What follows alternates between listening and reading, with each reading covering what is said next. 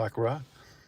For the full-time player to side-time hustler, I always advise everyone to be a side hustler at this.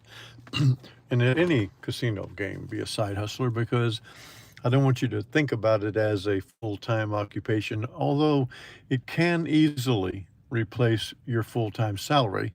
It's just you don't want to think of yourself as playing full-time as in 2 and 3 hours a day. This is supposed to be a hit and go. We want to play one session. We want to play a session goal that's matched up to all the things that are required for you to make the session goal in one bet so that you can possibly have one bet and leave. We don't want you to have to play for 5 wins or 10 wins or all of that. We do have a D'Alembert, a very strong way of playing that I'm recommending, and that is set up for the things of like when things go wrong. Because if you're going to be a professional player, you got to be prepared for the times when everything goes wrong, not prepared for the times when everything goes right. And I'll give you an example a minute after I say hello to everyone coming in, Gary and Chuck and Bill. Hitting going tomorrow, Bill. Okay, well, I'm going to be talking to you, Bill, then too. It's kind of like if you are a college football coach. One of the things that you have on your play board, your preparation board, is what happens if you fumble the opening kickoff and they run it in for a touchdown? And then on your very first possession, you throw a pick six and you're down 14-0. As a college football coach, or even as a professional football coach, certainly, you should have in your game prep, what happens if I'm 14-0 down? Now, what do I do now? You've got to have a game plan for everything. And so, what I'm trying to prepare everybody for is not the walk in and you win, just like you will do many, many times. You will, but you will walk in sometimes. And Chuck Ritter's here is with me right now, and Bill Lotta is here. Brian Brown, hey, how you doing, buddy? um, you're going to walk in one time. You're going to lose the first 5 bets. So, are you prepared for that? What do you do now? Oh my gosh, I lost the first 5 bets. Well, don't go. How could that go? How could that go wrong? Well, it could, because that's the nature of playing against a casino. The planets can align against you. You can, as we say, hit the buzzsaw. So one of the ways that you combat that is you stay with your strategy. You're up 10, you're down 9, D'Alembert. You stay with it. You stay with your selections. You don't deviate from it. Now, I'm not going to tell everybody you can't call your own audible. You can. This is your money. This is your game. But one of the other things you do is you prepare ahead of time and you have 50 times your unit bet amount of money with you. So if you are going for $100 session win, your first bet's going to be $100, and you need to have $5,000 with you so that you have a 50 times bet. Now, you arguably are not going to need it. You'll not need it very often at all. You'll probably never need it. But it's always better to be prepared for the perfect storm lines up against you. What do you do? Because as Chuck just wrote down here, it does happen. It'll happen. Now, Chuck will walk in and he will play the martingale right off the first, if he gets there at the start of a shoe. Play the martingale, 3 bets on the banker. The banker will win one of the first 3 hands 90% of the time, but that means there's a 10%. And when the 10% happens, it's not good. So I am advocating now that you play D'Alembert even from the beginning. Because even if you're playing D'Alembert, your first bet is a martingale. So if you're going for a $100 win session, you're going to bet $100 at the beginning of a shoe on the banker.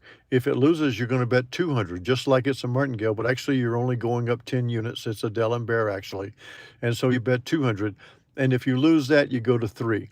Now, of course, if you win that, you're even, but you're still even and you're ready to go to try to still get your session win with a $100 bet again, because you can reset. You bet 100, you lost. You bet 200, you lost. You bet 300, you won. You're even now. Let's wait for that first chop, and then let's bet the $100. One of the other things I'm going to say that I have been noticing, hey, 99.99, that's nice. The other thing I'm going to say is I have noticed a preponderance of evidence that shows after you have a streak of 5 or 6 players in a row or 5 or 6 bankers in a row, and it chops over, just the first chops over. You got 5 players and then 1 banker. We would be betting the chop that the player is going to come back. I'm going to start looking at it to see, do I advise that you don't play again like that? Because a lot of times it will hit the second or even the third player, and I don't want you doing that. It's the same kind of thing of actuarially. After something has shown up so many times in a row and then chopped over, it will the natural tendency of the game is to stay with that one for a little while longer. And so I'm going to say I'm going to keep working the simulations on this. But if you get 5 or 6 bankers or players in a row and then you get the chop over, you're ready to bet, don't do it. Just go ahead and stay out and make it chop twice, or at least make it chop back a second time. So take a look at it on your own simulations. Like I say, I want you guys to look at everything that way. The other thing I'm going to talk about tonight is know what your table minimum is, know what your table maximum is, know of any house rules. I make a little bit of jokes about some of these guys that claim to be pros, but if you watch them closely, they don't really play pro ways, and they are actually more influencers than they are gambling professionals. They're using this professional thing to hook people in, and then they actually do other things. Like John Sarasani's doing things lately where he's talking about start your own business and blah, blah, blah, and all of that stuff. And all that's fine and good. It worked out for him, but I think it might have worked out for him more out of luck than anything else, because luck is a factor in everything. But he talks about everybody becoming their own company, and I talk about you guys being your own single person LLC. And of course, I'm not looking for any money from anybody ever, but I want you to know you can be your own LLC. But everybody can't open their own company and establish their own HR and bring in their own legal department and bring in their own patents and all those things that have to happen with a large corporation. And so I would never be encouraging people to leave their so-called W-2 job and try to jump off the deep end and suddenly open up a company when you don't have a business degree and you don't have business background. Make your money and be an LLC and make your money as a side hustle. But the other thing, like Sarasani said the other day, he said that he lost a lot of money at the Horseshoe Casino in Indiana. And he said he lost it because they wouldn't let him bet the way he wanted to bet, and they wouldn't let him hit cards the way like he wanted to resplit aces, and they wouldn't let him. And my comment to him was, John, I would tell everybody to know the table minimum, know the table maximum, know the table rules before you sit down and put your money out there. If you're a professional, you don't want to get caught in a situation where you don't know what you're up against. Now, if you see some like Chuck, I'll ask Chuck this, and since Chuck is here, hey Trish, and Jessica Costello, how you doing? And Michael Steinfeld, my friend, and welcome. Trisha, give me a quick update. Are the Jays okay tonight, or I haven't had a chance to look at them to see what's going on. I think they're playing their fourth game in the series. Maybe it could be a second game out in Seattle. So I was curious about that. But Chuck, the casino you played out in western Wisconsin, I believe it has a $25 table minimum, but $1,000 table maximum, and oh gosh, doggone those nasty Mariners. They're playing very, very well. Oh man. Gonna have to try to figure out a way, Trish. Um, but when you find yourself in a casino that has a very narrow table maximum and table minimum, you're kind of like, I call it cramped. I say they got you in a little bit of a trap. That's one of the ways that the casino figures out the way to beat the intelligent bettor. Because the guy that just comes in and bets 50 over and over and over and over, well, he's going to lose.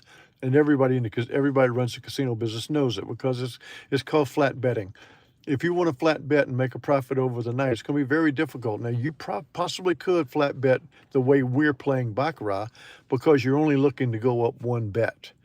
You're only looking to go up one bet, and that's not so much to do. Matter of fact, you might do it right away. You might win 2 out of the first 3, or go back and forth, and there's been 8 hands and you won 5 and lost 3. You've got your money.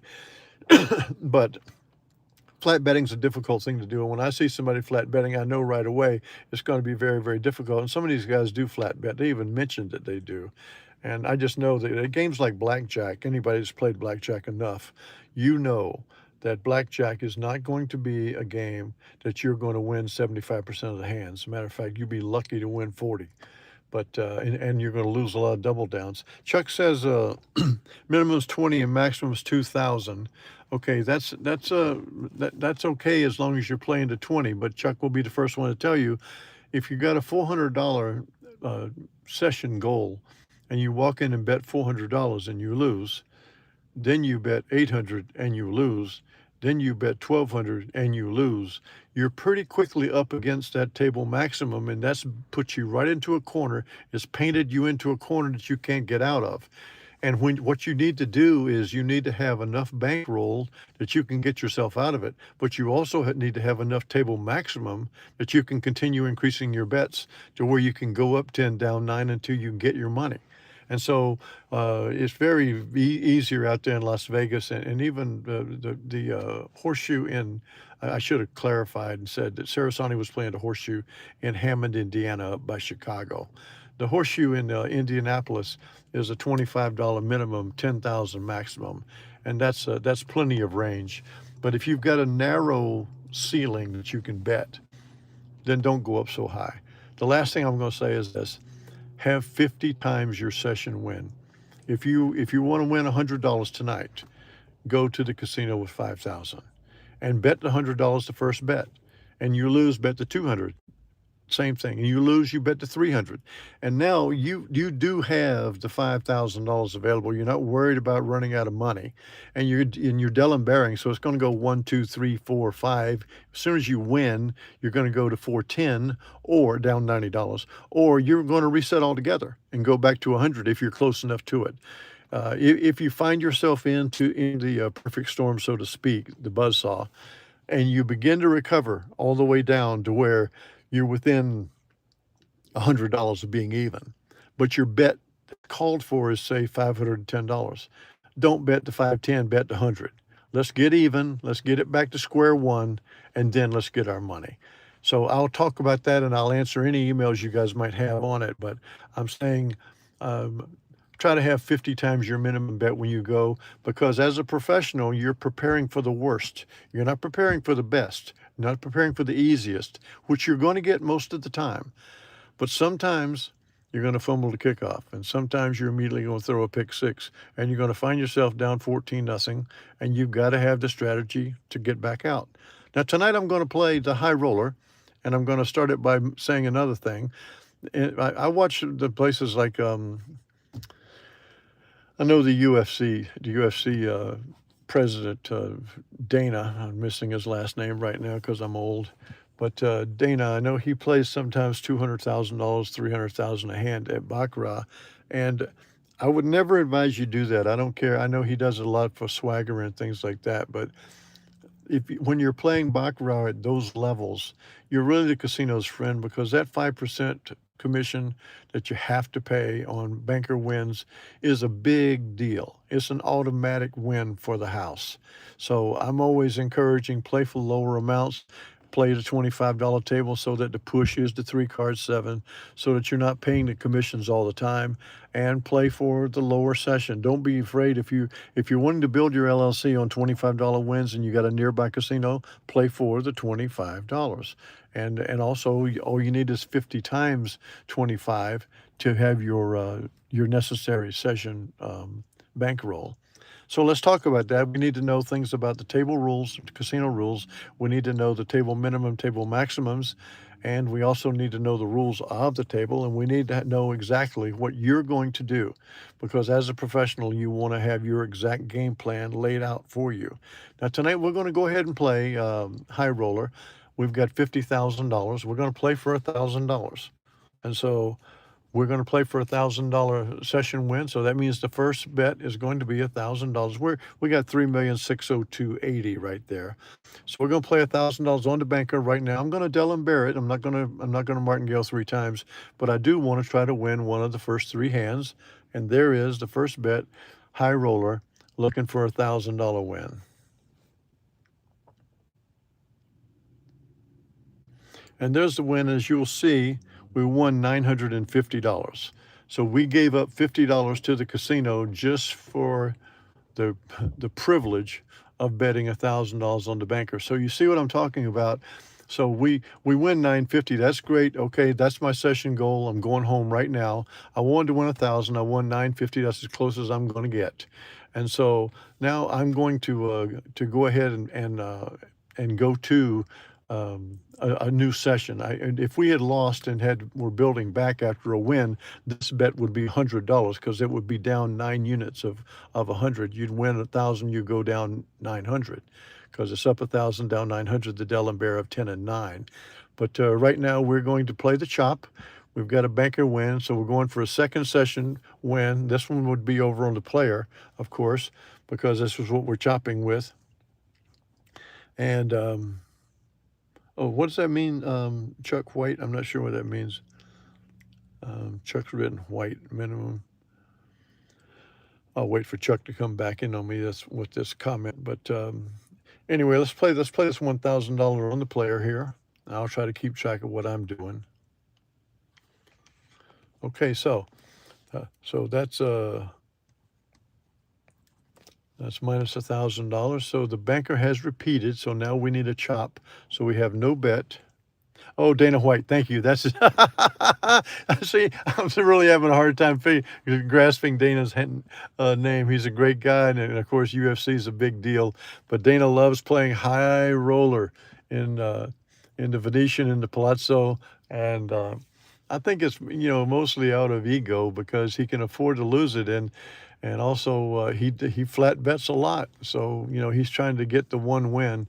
But that to me, that's really, really dangerous. The only thing that caused me pause was one night they had a video of him getting $700,000 from the cashier's cage, and I'm still uncertain that they pay out like that.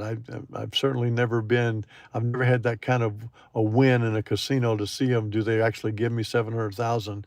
But I know the casino is supposed to have enough cash in the cage to cover every chip or check that's on the floor. And so they do have to have a whole lot of cash back there to meet those requirements. And I guess they will pay you in cash if you want it. And maybe he wanted it that way. But in any event, that's Dana White. And so we got to chop over to the player here. So since it was only a 2, this is where I'm saying if it were 6 bankers here and it chopped to the player, I might not want to play a banker again there. I might wait for a secondary chop to get off of this streak. But in this situation here, I'm going to go ahead and play the 2,000 up 10 units on the banker. And so that's what we have there as we try to see, can we get this thing done?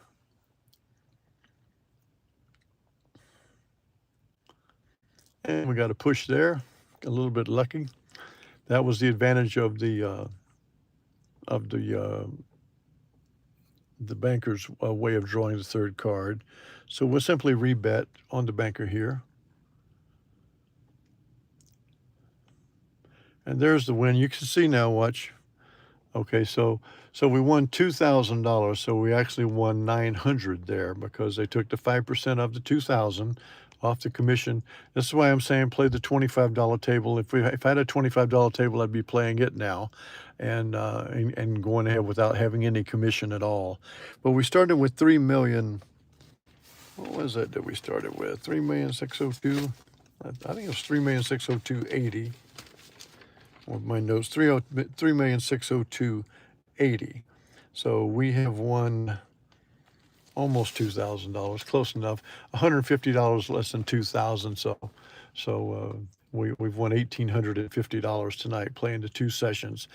I think I covered a lot of ground tonight with you. I'm sorry if I went too fast, but some things have happened recently that made me think I've got to talk to folks that aren't in the casino a lot. And that's why I say you've learned to play Baccarat. Almost every one of you knows how to play winning Baccarat right now. But many of you are not experienced in the casino enough to know some of the things that can happen there. There's a lot of distractions in the casino, and I try to cover all the things that can happen. But knowing the actual table rules, knowing the casino's rules, because they're always trying to trip you up, and knowing what happens if you've got a table minimum and a table maximum that's not very far apart. How do you actually make your bets? And the way you make your bets is you just have to bet smaller. That's all there is to it. Until you get a casino that's more ideal to play.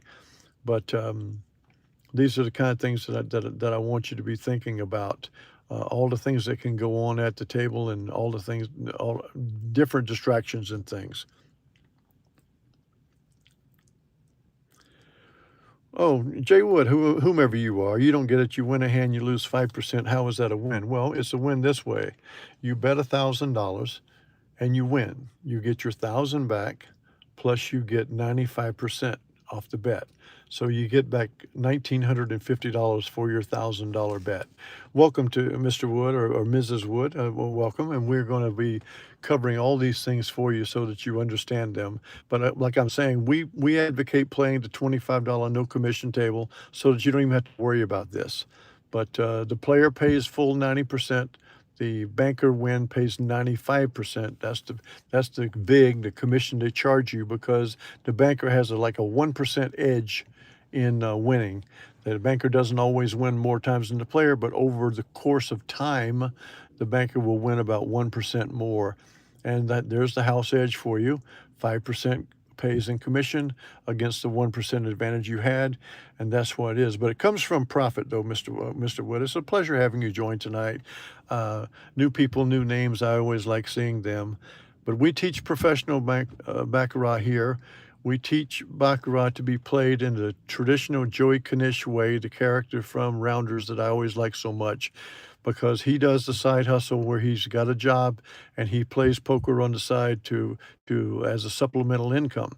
I'm teaching you here how to play baccarat on the side for a supplemental income. And there are others who are here because I've been with them for a long time, that they're here just for enjoying and learning how to play the game, and they may never go to the casino. And I will tell anybody that, first off, if you have any doubts about going to a casino, don't. You don't have to go there. I don't even like the places myself. That's how I got started in this thing of trying to beat them, because I don't like what casinos do. I don't like that they spend every waking minute of every day trying to figure out a way to beat you out of more things. I don't like any of that. I'm trying to show you how to beat them. And I've been in enough casinos and had pit bosses say things to me of, well, we're happy that you play low stakes king, because we know we have a hard time beating you because we've watched you for several days here. But the fact of the matter is, as the guy said at South Point Casino, you don't play for enough money for us to worry about it. And so that was when we finished 4 days with a $3,800 profit. $3,800 to those guys doesn't mean anything. They're beating everybody at the table. Baccarat's the game that is 50-50, and yet people at the table guess wrong. And so oftentimes at the table, I would be the only winner. There would be everybody else would lose, because one of the other things they do, particularly the Asians that love baccarat so much, they love playing those 40-1 bets. They love playing that dragon and that panda. And we've shown how you can play the tie and Fibonacci it after several hands with no ties, but there's no guarantees. It could go a very, very long time before you hit the tie. Oh, hey, William, welcome. William, I didn't like it because I got caught up where I was playing for a high session profit, and I didn't realize that the table was a 3-card push, and it hit me on a 3-card push when I had a $1,000 hand out there, and I otherwise won the hand with the 7 banker, and so it kind of stung me a little bit. But now I've got the things adjusted so that we don't get caught up with a $1,000 bet at a $25 table. And so I try to avoid that. But thank you, William. It's an excellent point. I did comment, and you got a great memory, because back in the day, that doggone 7 push on a $1,000 bet, it stung me, and it was a win that I needed, and so I had to adjust to it, and I have. But at the same time, you can play for however you want to play for. I was at that time, I was actually playing for way more than I should have been playing for, because I didn't have $20,000 in my pocket that night. And so that was one of the other things. But welcome back, William, and thank you for your point there. To all of you, You can hit a like on the way out. It doesn't really matter because this isn't monetized. I'm not making any money off of this. You're the people that I love and care about, and I want all of you to be extraordinary baccarat players because I do know how to play this doggone game, and I want to help all of you win all the time. You've seen me win these simulations time after time after time. There are occasional nights that I stray away, and I do for instructive purposes.